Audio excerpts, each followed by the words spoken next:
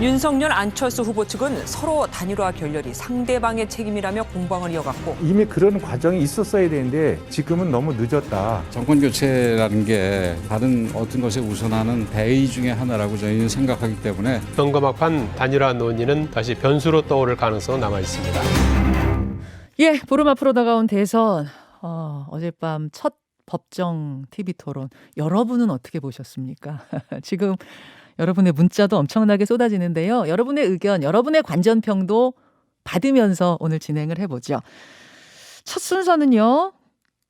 국민의힘 김기현 원내대표를 만나보려고 합니다. 어제 토론 이야기, 또 현안 이야기 함께 나눠보죠.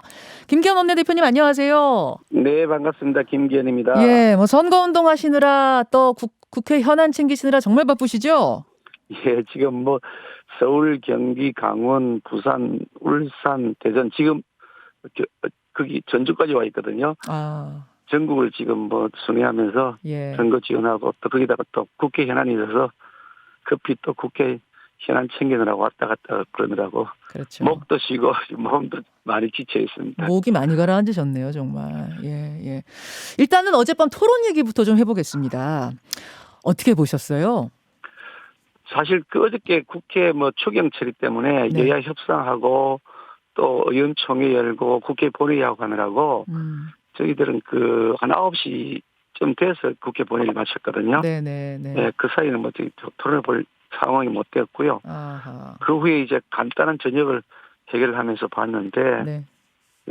보면서 느낀 것은 이재명 후보가 참 동문서답을 참 잘 하신다.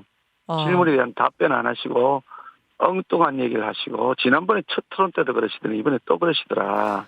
그런 생각이 들었고요. 윤석열 후보도 어제 답변 피한 거 장면이 몇 개 보이긴 했는데요.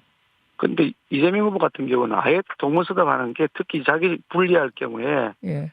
완전히 엉뚱한 식으로 뒤집어 버리는 다른 얘기 화제를 돌려버리는 그런 방식으로 하는 걸 몇 번 보면서 별로 솔직하지 못하다.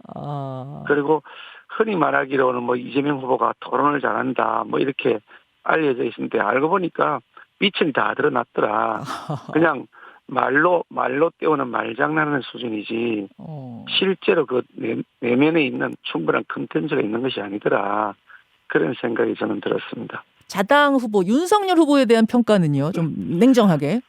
윤석열 후보에 대해서는 보통 토론 잘 못할 거다, 버벅거릴 거다 이렇게 사람들이 걱정을 많이 하셨는데 예.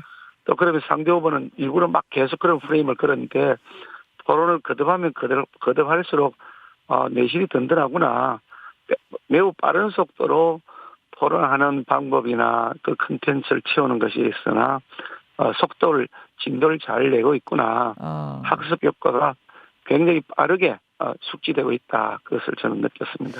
전체 토론 2시간 중에 나중에 이제 하이라이트로 보신 것도 있으실 테지만 전체 중에 제일 기억에 남는 그 부분을 꼽아라 하면 어떤 걸 꼽으시겠어요?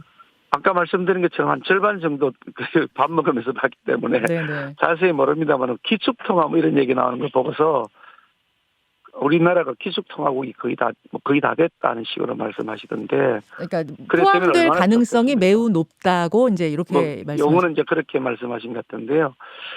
그렇게 되면 얼마나 좋겠습니까마는 아직 참 허황된 얘기 아닌가. 지금 우리나라 원화를 막 찍어내면 외국에서 그 원화를 가지고 결제를 막 해야 될 것이다라고 전제해야 되는 것인데 그래서 달러 같은 경우는 이제 찍어내도 기축통화국이니까 그 달러가 국제적으로 통용이 되지만 우리 원화를 막 찍어내면 외국에서 원화를 가지고서 계속 사들이고 거래 수단으로 삼을 것이다라고 인정하라 그러면 그 과도한 얘기 아니겠습니까? 그 부분. 국채 발행 자체가 너무 과도하다는 점을 억지로 변명하기 위해서 한 변명치고는 너무 근거가 박약하다 그런 생각이 들었습니다. 알겠습니다. 이 부분에 대해서는 또 이제 2부에 강훈식 본부장한테 좀 질문을 드려보기로 하고요. 여기서 많은 언론들이 꼽은 최대 하이라이트 장면에 대한 얘기를 좀 해보겠습니다. 앞에서 들려드리긴 했고요. 뭐였냐면 경제정책 토론이었습니다만 대장동 얘기가 나왔어요. 이재명 후보가 이제 판넬까지 준비를 해왔던데 이른바 김만배 정영학 녹취록. 화천대유 대주주인 김만배 씨가 정영학 회계사한테 윤석열은 영장 들어오면 죽어. 윤석열은 원래 죄가 많은 사람이야. 내가 가진 카드면 죽어 뭐 이렇게 말했다는 내용을 판넬로 적어왔습니다. 이건 어떻게 보셨어요? 의의가 없어 웃었습니다만은 복잡하게 할 것 없이 이재명 후보가 특검을 받아서 특검을 하면 됩니다. 특검하자고 할 때는 말로는 특검하자고 해놓고 민주당 와서 특검 안 하려고 그러고. 아 이재명 후보도 계속 하자고 했던 거 아니에요? 원하는 말로만 그랬죠. 아니 그 뭐 내가 박근혜 대통령 존경한다니까 진짜 존경한 줄 아냐고 그랬다더니 아니 그것뿐입니까? 음식점 총량제 한다고 했다가 뒤집어 버렸고요. 전 국민 재난지원금 준다고 했다가 뒤집어 버렸고요. 토지 배당제 한다 그랬다가 토지 배당이 뭐 그게 무슨 말이냐 했다가 없다가 했다가 또 아니라 했다가 왔다 갔다 하는 게 한두 번입니까? 아니 특검한다 그랬더니 진짜 특검하는 줄 저는 알았습니다.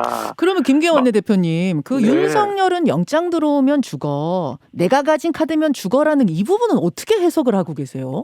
지금 수사당국 하는 거 한번 보세요. 지금 없는 거 다 뒤집어 씌우기 위해서 뭐 고발 사준이 뭐니 부산저축은행이 나일법석 치고 뭐 도이치 뭐 뱅크가 뭐 도이치 모터스인가요? 그거 뭐 어떡하느냐 하고 온 검찰 공수처 다 동원해가지고 경찰 동원해가지고 하고 있지 않습니까? 그런데 단 하나도 지금 윤석열 후보에게 책임을 못 지우고 있잖아요.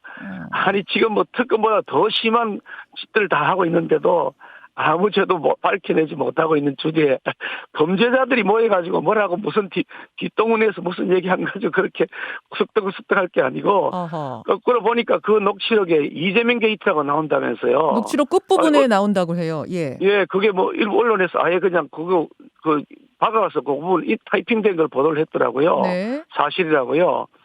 이재명 후보야말로 거짓말했더라고요. 어제 이재명 게이트 안 나온다고 거짓말하시던데. 이재명 후보 빨리 사퇴해야 될 것 같아. 자기 스스로 그렇게 얘기를 했으니까. 이재명 후보가 사퇴할 일이다. 그렇잖아요. 자기가 이재명 게이트란 말 안 나온다고 책임지고 사퇴하라 그랬잖아요. 근데 언론 보도 보니까 사실이라면서요. 자기야말로 자기 말 책임져야죠. 사퇴하라니까 진짜 사퇴하는 줄 알겠냐고 또 그렇게 말할 것 같은데요. 쓸데없는 얘기도 그만하시고 특검 지금이라도 빨리 하면 되고요. 지금 이미 경찰, 검찰, 공수처는 야당 후보 죽이기 위해서 혈안이 되어 있는데 그렇게 혈안이 되어 있어도 못 죽였잖아요. 알겠습니다. 그러니까 무슨 얼토당토한 얘기하고 아침부터 저 어이없는 얘기를 하고 있습니다. 윤석열 죽어 뭐 이런 쓸데없는 얘기 하지 말고 특검만 뭘 죽어 그 얘기해가지고요. 특검만 지금도 죽이기 위해서 끝없이 노력하고 있잖아요. 그런데 죽일 이슈를 하나도 못 찾았잖아요. 깨끗하니까. 알겠습니다. 그 이재명 게이트는 어떤 의미인지는 잠시 후에 또 강훈식 본부장한테 직접 좀 질문을 드리도록 하고요. 어제 그 김혜경식 법카에 대한 질문도 나왔는데 이게 뭐 답변은 안 나왔어요. 그것과 함께 옆집 의혹이 도마 위에 오른 상태. 이 의혹에 대해서 어떤 방식으로 진상규명을 해야 한다고 보시나요? 좀 전에 제가 말씀드렸습니다만은 대장동 게이트만 나오면 엉뚱한 소리하고 또 법카 얘기 나오면 답변 회피해버리고 자신이 해명할 수 없는 것이 사실 설명이 안 됩니다. 왜냐하면 해명이 안 되는 짓을 했기 때문이죠. 법카 관련해서 제가 기사를 보면서 저도 울산광역시장을 한 입장입니다만 지방자치단체를 하면서 이렇게 쓰는 경우를 상상할 수가 없습니다. 아예 꿈도 꿀 수 없는 짓을 한 겁니다. 어떻게 이런 짓을 하려고 감히 상상이나 했을까는 느낌이 들 만큼 터무니없는 짓을 한 거거든요. 민주당에서는 법인카드를 가지고서 예. 집에 뭐 샌드위치 뭐 또 뭐 초밥 백숙이든가요? 뭐 초밥 그런 걸 법인카드를 사가 집에서 사용했다고요? 그 말 되겠어요? 그뿐입니까? 30일분씩도 한 거 있다면서요? 아니 집에 기생충이 있냐고 지금 거기 배비승환인가 하는 사람이 그랬다는 거 아닙니까? 집에 기생충이 사람들이 있긴 있었다 하더라고요. 그 옆집에 있었다고 해요. 그런 말까지 지금 회자되잖아요. 옆집에 기생충이 있었다. 그 옆집에 그럼 무슨 짓을 했느냐? 그 옆집에 무슨 짓을 했는지 지금 제대로 설명하지 않고 있지 않습니까? 엉뚱한 소리만 하고 있고요. 경기도시공사에서는 이제 거기에 직원들이 4명 살고 있었다. 거기 말고도 133곳의 숙소가 있는데 우연히 어떻게 잡다 보니까 지사 옆집이었다. 그게 다라는 건데요. 그래 우연히 잡다 보니까 지사 옆집이었다. 그 말 믿으라고 하십니까? 아니 지사가 어디에 살고 있는지 울산 성남 도시 경기개발공사죠. 경기도시공사. 경기도시개발공사 같은데 거기에서 몰랐다고 할 수 있다. 라는 것도 웃었고요. 바로 옆집인데 이재명 후보 누가 있는지 몰랐대요. 아니 왔다 갔다 하면서 엘리베이터는 같이 안 타시나요? 아니 그 옆에 있는 직원들은 지사 얼굴도 모른다는 거예요. 아니 60몇 평이가 됐다는 것 같은데요. 김경원 대표님, 뭘 의심? 네. 그럼 뭐라고 의심하세요? 그 옆집은? 제가 지난번 말씀드렸잖아요.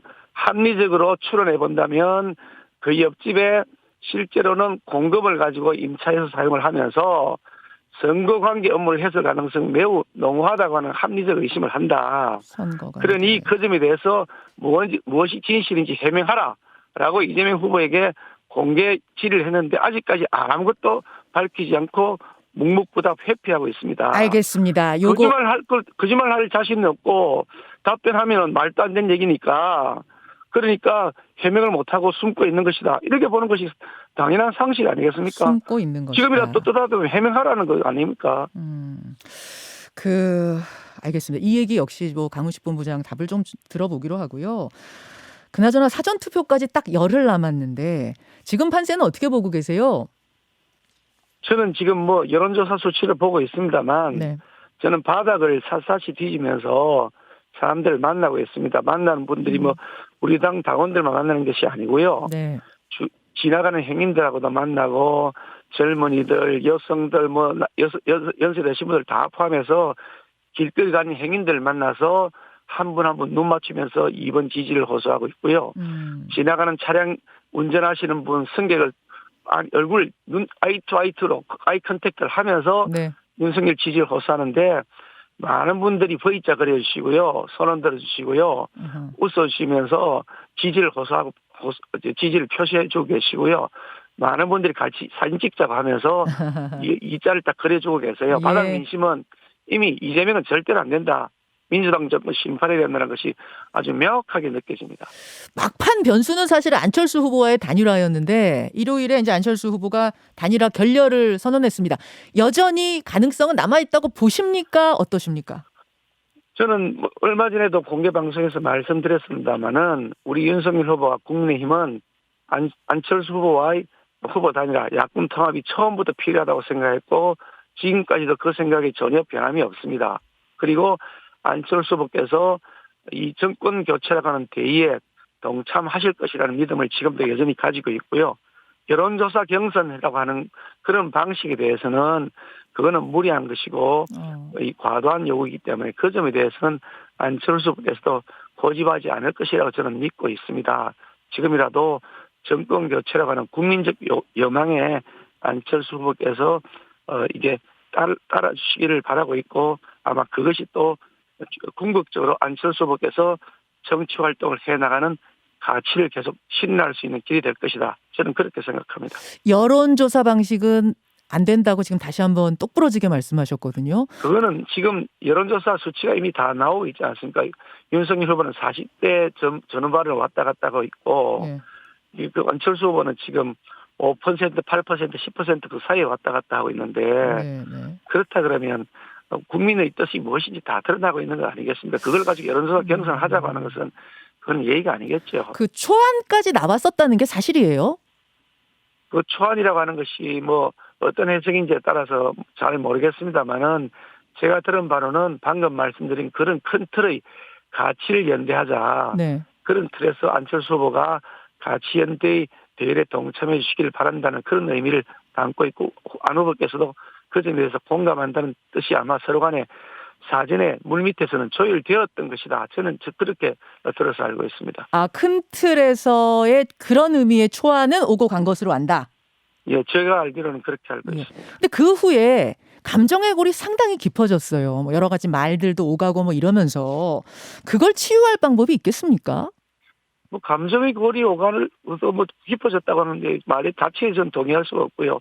무슨 감정의 골이 깊어졌는지 저는 잘 모르겠습니다만. 뭐 예를 들면은 이제 이준석 대표가 뭐 그 유서에 대한 이야기를 한다든지 또 경기지사를 뭐 준다는 둥 뭐 다음 때서는 안철수 후보가 대통령 하라는 둥 뭐 이런 이야기 때문에 국민의당이 굉장히 서운한 것 같더라고요.